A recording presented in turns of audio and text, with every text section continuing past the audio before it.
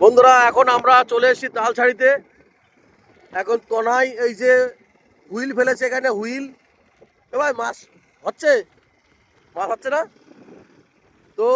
বন্ধুরা সবাই তালছাড়িতে ঘুরতে আসে, আমরা মাছ ধরতে এসেছি, ঠিক আছে। মাছ ধরতে দেখো এই যে বোটটা, এই বোটটা আছে আমার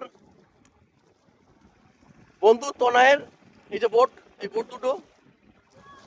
তো এই বোটে আমরা ঘুরতে যাব একটু পরে, যেহেতু আমাদের নিজস্ব বোট, নাকি তনাই?